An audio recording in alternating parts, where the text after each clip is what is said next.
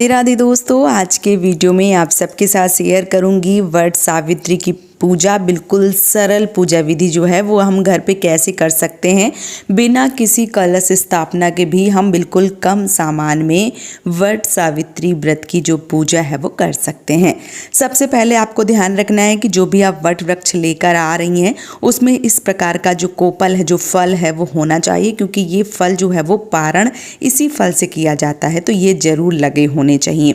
आप चाहें तो इस प्रकार का जो फल है वो अगर लगा रहता है तो भी ठीक है, अगर नहीं मिलता है तो कम से कम वो जो हम जिससे जो कोप टाइप का है वो तो होना ही चाहिए।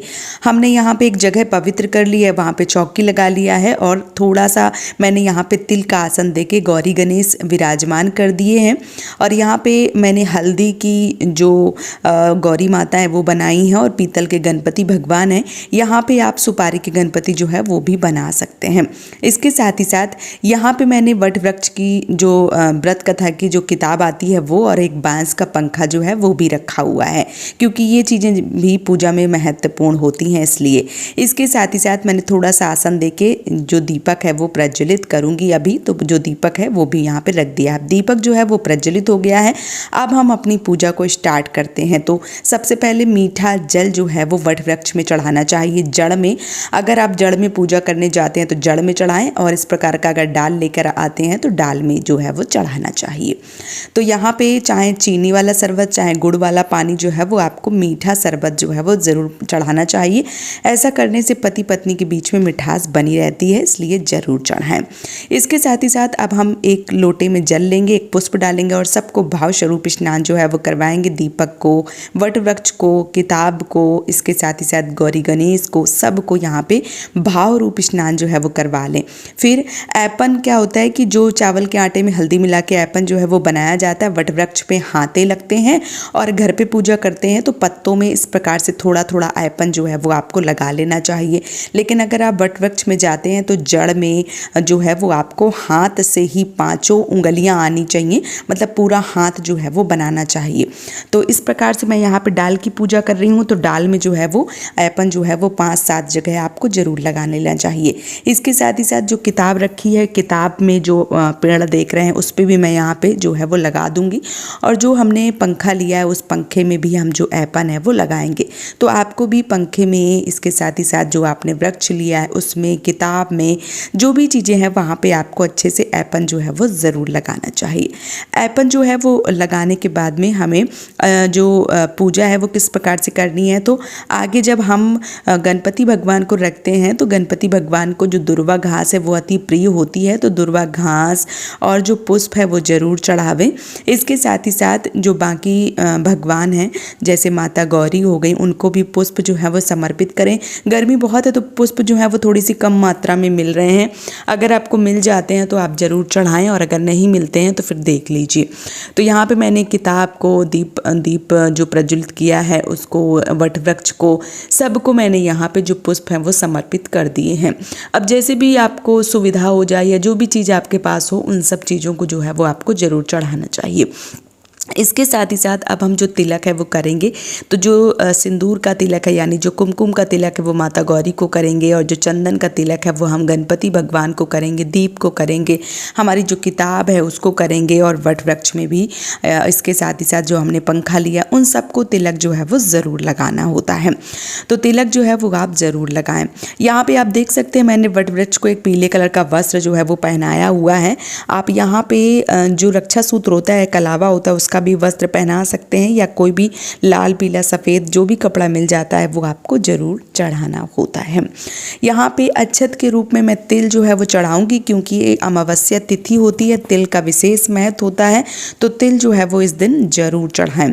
तो तिल जो है, तिल को अक्षत के रूप में हमने यहाँ पे जो है वो चढ़ा दिया है। तो आपको भी इस दिन काला तिल, सफ़ेद तिल जो भी मिल जाता है वो तिल जो है वो आपको ज़रूर से ज़रूर समर्पित जो है वो करना होता है। अब जो भी भोग प्रसाद आपके यहाँ बनता है, जैसे बरगद के फल हो गए, पूड़ियाँ हो गई, बतासे हो गए, भोग प्रसाद के रूप में आपके घर में हलवा बनता है, खीर बनती है, जो भी चीज़ें बनती हैं वो जो है चाहे आप पूड़ी के ऊपर रख के चढ़ाएं, चाहे इसी प्रकार से चढ़ा दें, या आपके यहाँ जो अरहर की या तुअर की जो दाल की लकड़ी होती है उसमें पिरो के पहनाए मान लीजिए रखे जाते हैं, चढ़ाए जाते हैं, तो आप उस प्रकार से भी चढ़ा सकती हैं। तो मैंने यहाँ पे भोग प्रसाद वाली जो भी चीज़ें हैं वो चढ़ा दिए हैं। आज सबसे महत्वपूर्ण चीज़ होती है चना। अंकुरित चने या भीगे हुए चने जो है वो विशेष रूप से फलदायी होते हैं, क्योंकि ये जो चने होते हैं इन्हीं के रूप में सत्यवान जी के प्राण वापस आए थे। तो जो चने हैं वो पूजा में ज़रूर चढ़ाएं।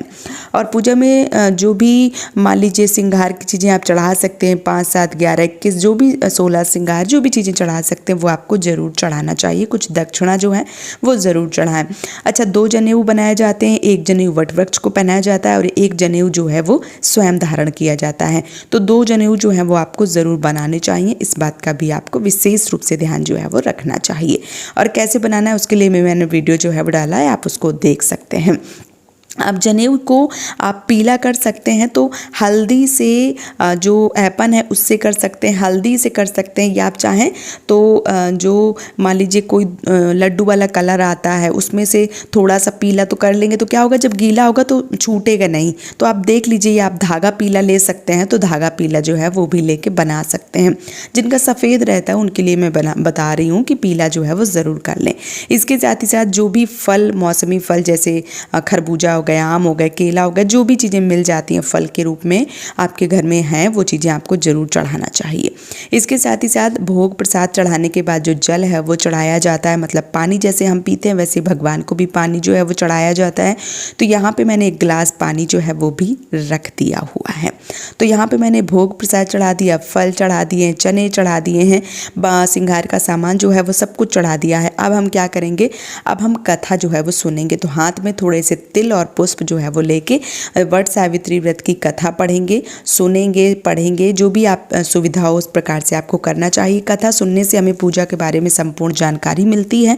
तो कथा सुनने के बाद में कथा समाप्त हो जाती है तो आपको ये जो फूल होते हैं वो वहीं पे समर्पित कर देने होते हैं। मैं कथा का वीडियो अलग से डालूंगी क्योंकि वीडियो बहुत लंबा हो जाता इसलिए।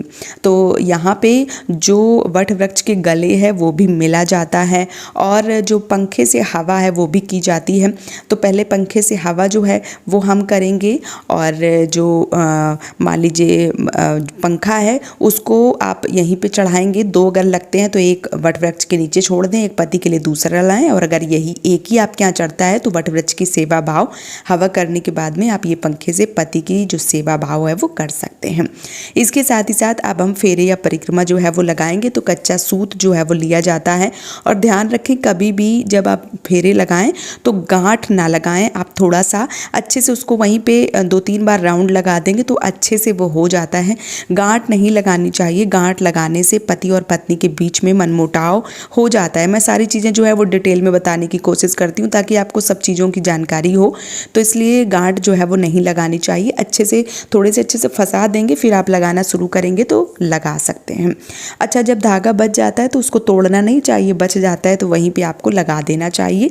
कभी भी तोड़ के धागा जो है वो नहीं लाया जाता है, इस बात का भी विशेष रूप से आपको ध्यान जो है वो रखना होता है। तो और जो फेरे या परिक्रमा है वो लगाते समय आप किन चीज़ों से, 2 चीज़ों से, जैसे मूंगफली के दाने, बादाम हो गए, टॉफ़ी हो गई, सिक्के हो गए, फल हो गए या श्रृंगार की चीज़ें होंगी, जिससे भी है वो जो फेरे हैं वो लगाए जाते हैं। तो आप एक प्लेट जो है वो रख के जितने भी फेरे 108 आप लगाती हैं, 13 फेरे जैसे मैंने बताए हैं कि कितने फेरे लगते हैं, वो सारी चीज़ें जो है वो आप डिटेल वीडियो में देख सकते हैं। फेरे परिक्रमा जो है वो लगाने के बाद में वट वृक्ष के गले मिलें और जो आरती है वो ज़रूर करें। भगवान से प्रार्थना करें कि वो आपके पति की दीर्घायु जो है वो ज़रूर करें, आपका सौभाग्य जो है वो हमेशा बना रहे।